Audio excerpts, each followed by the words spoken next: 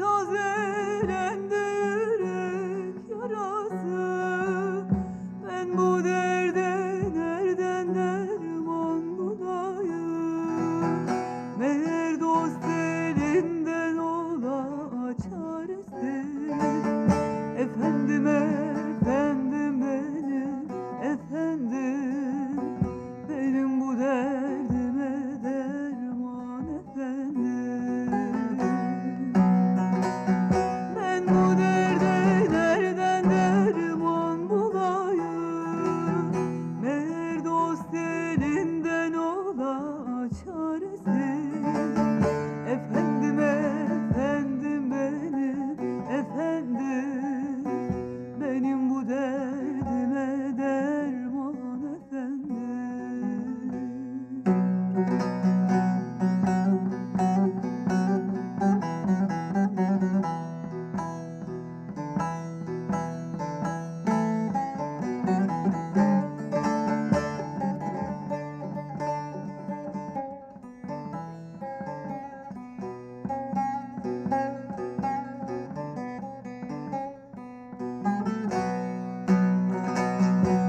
Kırmızılar giymiş gülden naziktir.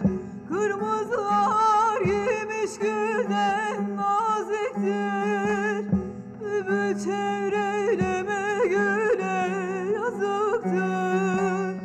Çok dert çektim benim bağrım eziktir. Güle güle gelir canları paresi. Efendim efendim benim efendim, benim bu derdime derman efendim. Çok dert çektim benim bağrım eziktir. Güle güle gelir canlar paresi. Efendim efendim benim efendim, benim bu derdime derman efendim.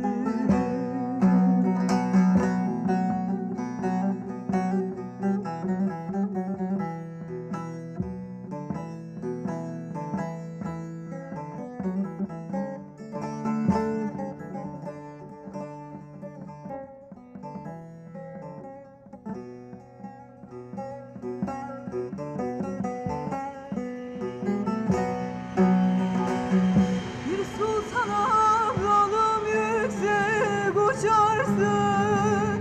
Bir sultana dalım yüksek uçarsın. Selamsız sabahsız gelip geçersin.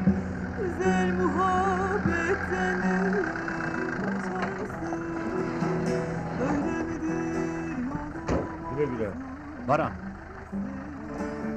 Bu sende kalsın. Allah'a ısmarladık. Allah'a emanet olun. Hakkınızı helal edin.